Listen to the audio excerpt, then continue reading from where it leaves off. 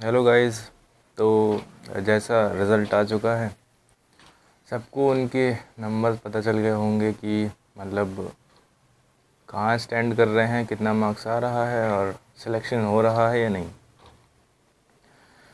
मुझे ही पता चल गया है तो मैंने सोचा बात की जाए। मैं कोई स्क्रिप्ट वगैरह लिख के नहीं लाया हूँ, जो भी आएगा वो बोलने वाला हूँ।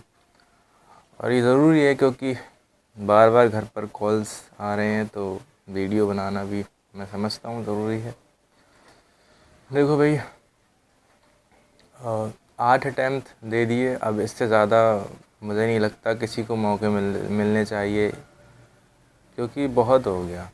असल में देखो, जो 3 मई वाला एग्ज़ाम था वो इजी था, मतलब उसमें तुम स्कोर कर सकते थे 650, अगर तुमने पढ़ा था तब। वो इजी था तो तुम उसमें स्कोर कर सकते थे। अब जो 21 जून यानी रीनीट था, वो टफ़ था। अगर तुम्हारी प्रिपरेशन अच्छी थी, तुमने क्वेश्चन प्रैक्टिस करी थी, तो तुम वो भी कर सकते थे। दोनों चीज़ें थी। अब तुम इजी भी नहीं कर पा रहे हो, तुम टफ़ भी नहीं कर पा रहे हो। समझ रहे हो बात को? तो तुम कहाँ लाई कर रहे हो? तुम कहोगे मॉडरेट। भाई कैसे कर लोगे जब तुम इजी नहीं कर पा रहे हो? तो मॉडरेट कैसे? टफ़ तो बहुत दूर की बात हो गई, है ना। तो भाई रिज़ल्ट आ चुका है, सबको मालूम पड़ गए उनके नंबर, उनकी रैंक। आप रैंक से पता चल जाएगा सिलेक्शन होना है नहीं होना है ना। तो देखो भाई, सिर्फ 2 चीज़ें तुम्हें देखनी पड़ेंगी इस एग्ज़ाम में, क्योंकि 2 बार हो चुका है और दोनों में दोनों लेवल हमने देख लिया। पहला इजी हो गया, दूसरा टफ़ हो गया। अब अगर आप दोनों में ही लाई नहीं कर रहे हो, ना इजी में ना टफ़ में, तो इसका मतलब क्या है? इसका मतलब है कि आपकी प्रिपरेशन नहीं है। और जब प्रिपरेशन ही नहीं है तो आगे क्या करने का क्या क्या फ़ायदा भाई? मतलब तुम इजी भी नहीं कर पा रहे हो, तुम टफ़ भी नहीं कर पा रहे हो, तो कैसे होगा? तो बस यही बोल रहा था कि यार, नहीं हो रहा ना, बात ख़त्म। तो बिना किसी उसके मैं बता रहा हूँ मेरे मार्क्स कितने आ रहे हैं भाई। देखो, जो नीट 3 मई वाला था उसमें मेरा 571 बन रहा था, वो इजी था। मैंने बहुत सारी सिली मिस्टेक करी थी, ऐसा नहीं कि मैं बहुत ही वीक हूँ पढ़ने में या कुछ भी। भाई स्कूल टॉपर, कॉलेज टॉपर, लेकिन पता है टॉपर्स, ये स्कूल वाले टॉपर्स होते हैं, इनकी हकीकत क्या होती है? ये लोग कुएं के मेंढक होते हैं। इनको लगता है यार मैं ही हूँ सब कुछ।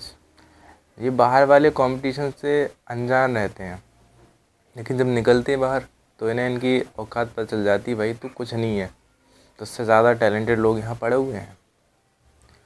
तो सेम है। अब भाई मैंने मिस्टेक्स की हैं तो मुझे सुधारनी पड़ेंगी। अब मैं नहीं सुधार रहा हूँ। देखो, मुझे पता था मेरी क्वेश्चन प्रैक्टिस नहीं है, और मुझे अब से नहीं पता है, मुझे 2-3 साल से पता है कि मेरी क्वेश्चन प्रैक्टिस नहीं है। मैं हर साल सोचता था मैं कोई क्वेश्चन प्रैक्टिस करूँगा तो आ जाएगा लाइन पे सब चीज़ें, लेकिन हर बार वही हुआ, revision revision revision revision, question practice करी ही नहीं। वो क्वेश्चन जो मैंने खुद किए थे वो मैं नीट में नहीं कर पाया। सेम क्वेश्चन जो मैंने यहाँ पर किए थे क्वेश्चन प्रैक्टिस के दौरान, वो मैं वहाँ नहीं कर पाया, क्योंकि मैंने वो एक क्वेश्चन एक ही बार लगाया था। जब एक बार लगाओगे तो यार कैसे, कितने चांसेस है कि तुम उस सेम क्वेश्चन को इतने टफ इन्वायरमेंट में सॉल्व कर लो? बहुत कम है ना। अगर तुम बार बार किए हुए होगे तो तुम्हारे दिमाग में पता है कि भाई मुझे ये क्वेश्चन इस तरीके से करना है, तो वो हो जाएगा। ठीक है। अब जब रीनीट हुआ, मुझे लग गया था पेपर टफ है तो बायो अच्छी करनी चाहिए। बायो मैंने अच्छी कर ली, 86 के करीब क्वेश्चन ठीक है उसमें, 85 86। बाकी केमिस्ट्री जो मेरा लगता है कि मुझे वीक है, और वो मैंने इसलिए वीक था क्योंकि मैंने उसमें क्वेश्चन प्रैक्टिस ही नहीं की। मैंने ऑर्गेनिक को इतनी बार पढ़ा, लेकिन वही है ना, जब तुम क्वेश्चन प्रैक्टिस नहीं करते हो तो कैसे कर लोगे यार? इनऑर्गेनिक केमिस्ट्री तो हो गई, उसमें क्वेश्चन प्रैक्टिस की ज़रूरत ही नहीं, जो तुमने पढ़ा है बस उसी से आ जाएगा, क्योंकि वो बायोलॉजी की तरह है। फिज़िकल केमिस्ट्री को मैंने इतना रट दिया, 6 पेजेस में पूरी फिज़िकल केमिस्ट्री ख़त्म करके उसको रट दिया बार बार, लेकिन फिर भी ना क्वेश्चन प्रैक्टिस थी ही नहीं। इसकी वजह से क्वेश्चन क्लिक ही नहीं हुए सही से, क्लिक हुए भी तो उनमें टाइम लग रहा था। तो ये चीज़ें थी। तो अब रीनीट वाले में मेरे 502 मार्क्स आ रहे हैं, और ऑल इंडिया रैंक 87,070 है, और इसमें MBBS दूर दूर तक नहीं है, दिख ही नहीं था भाई। 8 अटेम्प्ट देने के बाद सब कुछ देखा है मैंने। मैं 2020 से तैयारी कर रहा हूँ यार। 2020 से फिर कोविड आना, फिर वो रेवोल्यूशन ऑनलाइन वाला, ये सब देखा है। टीचर्स का इधर उधर जाना, कंपनीज़ का बनना, उनका बिगड़ना, टीचर्स की फ़ाइट्स, सब कुछ देखा है। लेकिन उससे कोई फ़ायदा नहीं हुआ ना। तो भाई जो ऑनलाइन पढ़ने वाले हैं भाई, सिर्फ अपने आप ही पे ध्यान देना, सेल्फिश बनना। जब तुम्हारा सिलेक्शन हो जाएगा ना, तो तुम किसी को भी सपोर्ट कर सकते हो यार, लेकिन उससे पहले तुम्हें खुद पे ध्यान देना पड़ेगा। भाई किसी की मदद करने के लिए मदद करने लायक बनना पड़ता है ना। तो वही है, पहले मदद करने लायक बनो, उसके बाद हम कर लेंगे, किसी की मदद कर सकते हैं। लेकिन अब सोचते हो, मैं भी यही सोचता था यार कि मेरा सिलेक्शन हो जाएगा तो मैं कौन सी कोचिंग के लिए कहूँगा कि मैं इस कोचिंग से पढ़ाऊँ। वो नहीं होता है भाई, वो रियलिटी नहीं है, क्योंकि आप मेहनत ही नहीं कर रहे हो इतनी। तो वही है भाई, इधर उधर भटकने से बेहतर है खुद पे ध्यान दो और अपना काम करो ईमानदारी के साथ। पूरी साल मेहनत करने के बाद किसी एक बैच को पकड़ लो यार, उसके बाद पूरी साल मेहनत करने के बाद तुम्हारा रिज़ल्ट अगर ठीक नहीं आता है तो तुम अपनी कमियों को देखो ना, तुमने कहाँ मिस्टेक की है। तुम्हें लगता है कि क्वेश्चन प्रैक्टिस रह गया, या तुम्हें लगता है मुझे समझ में ही नहीं आता है टीचर क्या पढ़ाता है, मैं क्या करता हूँ, मुझे कुछ समझ में नहीं आता। अगर ऐसा है तो भाई नीट तुम्हारे लिए नहीं है, ये हार्श रियलिटी है। जिसने जितनी जल्दी एक्सेप्ट कर लिया वो उतनी आगे बढ़ जाता है। अब मुझे 7 साल हो गए यहाँ पर, 6 साल, क्योंकि 8 अटैम्प्ट थी था ना, तो नीट 2 बार हुआ है ना इस बार, तो 8 अटैम्प्ट हो गए और ड्रॉप 6 हो गए। कितनी सालें हो गई, 7 सालें हो गई ना। तो देखो भाई, वही मैं कह रहा हूँ भाई, अपनी तुम देख सकते हो कि तुम कहाँ पे लाई कर रहे हो। अब भी अगर तुम अब पीछे मुड़कर नहीं देखोगे ना, तो उसका कोई फ़ायदा नहीं है कि तुम आगे प्रिपरेशन कर रहे हो या नहीं कर रहे हो। ठीक है, मुझे इतने साल का एक्सपीरियंस ही हो गया, ये क्या ही कहूँ। टीचर्स अपने पीछे लिखते हैं इतने साल का पढ़ाने का एक्सपीरियंस, मेरे पास है इतने साल पढ़ने का एक्सपीरियंस।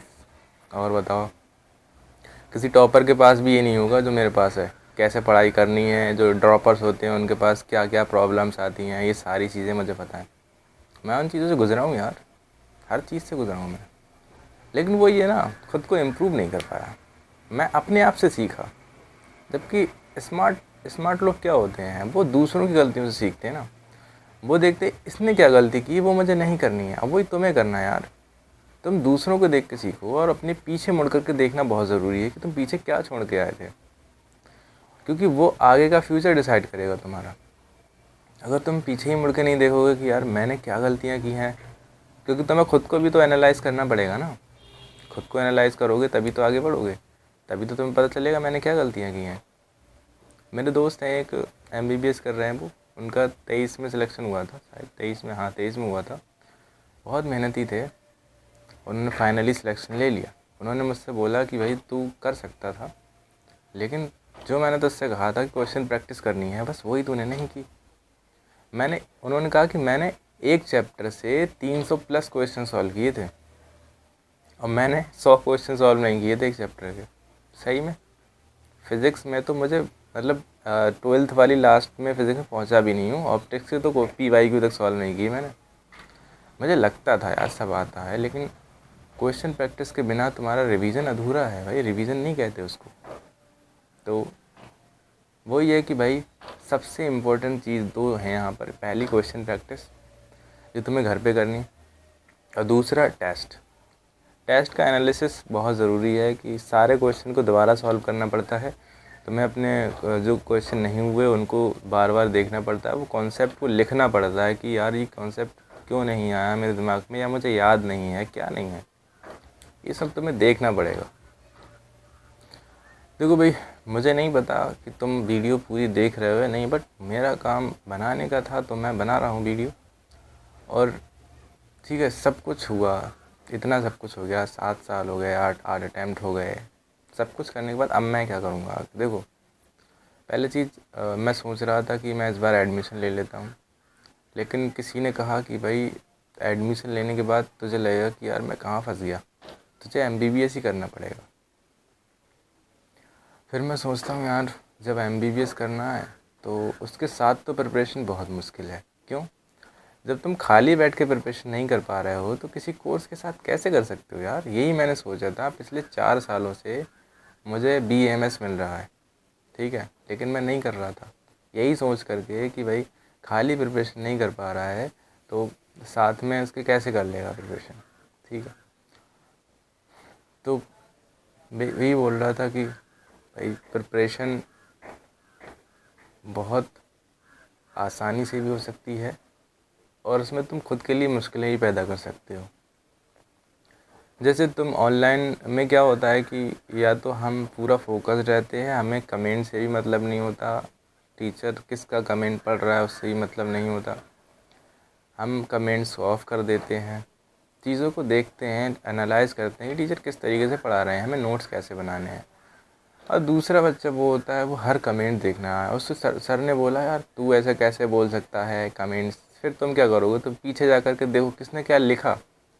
तो भाई तुम उससे ज़्यादा इंटरेस्ट, क्लास से ज़्यादा इंटरेस्टेड तो उस कमेंट में हो ना। तो इससे क्या लक्षण दिख रहे हैं तुम्हारे, इससे लक्षण ये दिख रहे हैं कि भाई तुम्हें इंटरेस्ट ही नहीं है। तो वही फाइनल ये है कि मुझे अब पढ़ाना है। हाँ भाई पढ़ाना है मुझे पढ़ाना है और चीज़ों को देखना है कि मैंने जो कमियां की वो आप लोग ना करो या कोई दूसरा बच्चा ना करे।